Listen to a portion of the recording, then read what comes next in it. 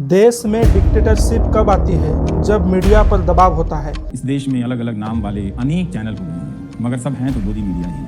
उसका परिवेश, उसका इकोसिस्टम, पत्रकारिता का और माहौल आम नागरिक की स्वतंत्रता के साथ खेला जाता है। अल्पसंख्यकों को दबाया जाता है। पक्ष का कहना है कि आप जो चुनावी कैंपेन करते हैं उसमें आप हिंदू मुस्लिम। ये बहुत ही अच्छा सवाल मैं ठीक से बताना चाहता हूँ दर्शकों। होता क्या है, जब उनकी सरकार थी उन्होंने कहा था आपने पर पहला पूरी तरह सांप्रदायिक एजेंडा पर चले इसका और मतलब मैंने ये संपत्ति इकट्ठी उसको करके एक्सपोज किसको किया। बांटेंगे?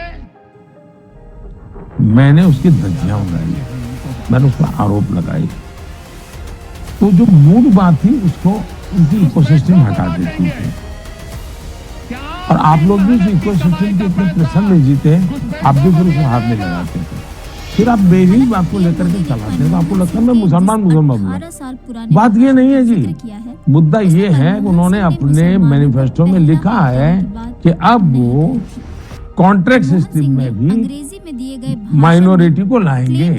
ठेका माइनॉरिटी को दिया जाएगा। अगर मैं उस ठेके का विरोध करता हूँ, पद्धति का विरोध करता हूँ, वो मैं सेकुलरिज्म कर रहा हूँ। लेकिन चूंकि मुझे उसमें माइनॉरिटी शब्द बोलना पड़ता है, चूंकि मुझे उसमें मुसलमान शब्द बोलना पड़ता है, चूंकि मुझे उसमें अल्पसंख्यक बोलना पड़ता है, तो आप मीनिंग निकालते हैं कि मैं कुछ हमला उन पर कर रहा हूँ। मैं उन पर हमला नहीं कर रहा हूँ, मैं उन पर कर रहा हूँ जो पॉलिटिकल पार्टियां हैं, जो भारत के सेकुलरिज्म की धज्जियां उड़ा रही है, जो अपीजमेंट का पॉलिटिक्स कर रही है, देश के संविधान की भावनाओं को नष्ट कर रही है। जीवन की गुणवत्ता को कम किया जाता है। जनता के पास उतना पैसा नहीं होता और एक सरकार अपने विकल्पों को नष्ट करती है।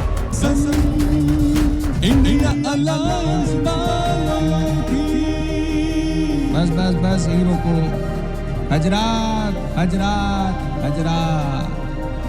जिस सीएम को जेल भेज दिया गया था, बड़ी खुशी के साथ खबर दी जाती है जी कि वो सीएम जेल से बाहर आ गया और आने वाले चुनाव में वो इतना रायता फैलाएगा कि बीजेपी की प्लानिंग धरी की धरी रह जाएगी जी।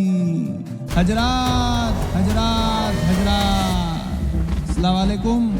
बजाओ जी। ये तो सब जानते हैं केजरीवाल मैदान में आ गया है। उनके सहयोगी या कोई और सारा का सारा सिस्टम संविधान को बदलने की कोशिश करता है क्योंकि वे अपने हितों के अनुसार उसको चेंज कर सकें। ऐसे ही देश डिक्टेटरशिप की ओर जाता है। क्या कहा, देश में कई कड़े फैसले लेने पड़ते हैं। अगर संविधान के अंदर हमें कोई बदलाव करना होता है तो आप में से कई लोग जानते होंगे कि हमें संसद के दोनों सदनों लोकसभा और राज्यसभा की मंजूरी की आवश्यकता होती है। लोकसभा में आज बीजेपी और एनडीए के पास प्रचंड बहुमत है, लेकिन राज्यसभा में आज भी हमारे पास बहुमत नहीं है। अगर तीसरी बार एनडीए की सरकार आती है तो हम जरूरत पड़ने पर संविधान में संशोधन करेंगे। देश के हित में कई कठोर निर्णय लेने पड़ते हैं, उनके लिए हमें संवैधानिक बदलाव करने पड़ते हैं। अगर संविधान के अंदर करना होता है तो आप में से कई लोग जानते हैं कि उसके लिए दोनों जो हमारे सदन लोकसभा और राज्यसभा दोनों की उसके अंदर अमल चाहिए। लोकसभा में आज भारतीय जनता पार्टी और एनडीए का प्रचंड बहुमत है, उसमें कोई कमी नहीं है, लेकिन राज्यसभा में आज भी हमारी मेजोरिटी है। अगर इस बार तीसरी बार एनडीए की सरकार आती है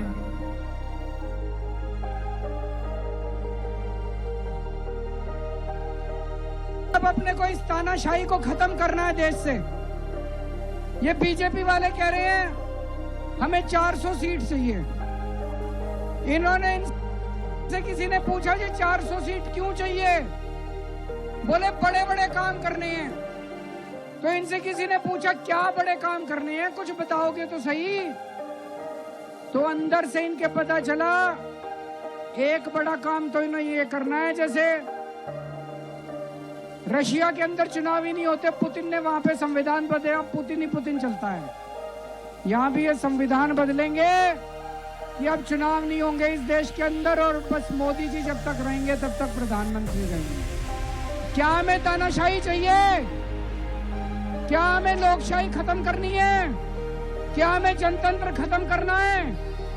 हम किसी भी हालत में मर जाएंगे, कट जाएंगे, लेकिन लोकशाही खत्म नहीं होने देंगे इस देश के अंदर से दोस्तों। इस देश के अंदर से तानाशाही नहीं आने देंगे इस देश के अंदर। ये लोग बता रहे हैं हमें 400 सीट इसलिए चाहिए, हमें संविधान बदलना है, रिजर्वेशन खत्म करना है। ये रिजर्वेशन खत्म करना चाहते हैं, तानाशाही लाना चाहते हैं। दोस्तों, दिल्ली की हमने तरक्की करी, दिल्ली में हमने स्कूल बनाए, अस्पताल बनाए, मोहल्ला क्लिनिक बनाए, 24 घंटे बिजली कर दी, बिजली फ्री कर दी। अब मैं किसी भी चुनाव में जाता हूं, मैं अपने काम पे वोट मांगता हूं। मैं देख रहा था ये लोग वोट मांगते घूम रहे हैं, एक भी 10 साल हो गए इनको देश चलाते, एक भी काम की बात नहीं करते, उल्टी सीधी। कभी कहेंगे मंगलसूत्र के ऊपर चुनाव लड़ेंगे, कभी किसी चीज पे, कभी किसी। अरे 10 साल से तुम देश चला रहे हो, कोई एक काम तो बताओ कि तुमने एक काम क्या अच्छा किया।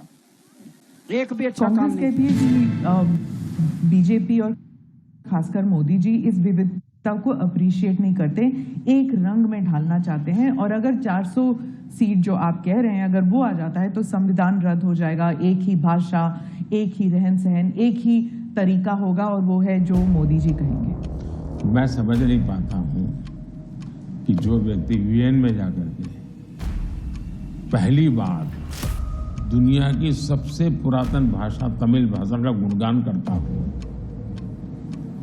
किस आधार पर उस व्यक्ति को आप ऐसे आरोप लगा रहे हैं? मेरा तो मत है, और मैं जब कपड़े अलग अलग राज्य के पहनता हूं तो उनको ये परेशानी हो रही है। मुसीबत उनकी है, वो एक ढांचे में देश को डालना चाहते हैं। हम तो विविधता की पूजा करते हैं, हम विविधता को सेलिब्रेट करते हैं। और मैं हमको हर एक को कहता हूँ, जैसे हमने कहा कि भाई डॉक्टर बनना है, इंजीनियर बनना है, मातृभाषा में क्यों नहीं बनता? जब मैं मातृभाषा में डॉक्टर इंजीनियर बनने की बात करता हूँ, मतलब कि मैं मातृभाषा को सेलिब्रेट कर रहा हूँ, उसका महात्मा ही बढ़ा रहा हूँ। मुझे ये अभी ये गेमिंग वाले सब बच्चों के साथ मिला, तो उन्होंने किसी ने पूछा हमारे लिए कोई समझो, तो ऐसे मैंने कहा एक काम करो, अब जब भी आप हस्ताक्षर कहीं करेंगे, सिग्नेचर करेंगे, अपनी मातृभाषा में सिग्नेचर करो, इतना तो गर्व करो। अब मैं तो विविधता को लाने की कोशिश कर रहा हूँ, अब उनको आरोप लगाने हैं, क्या करेंगे?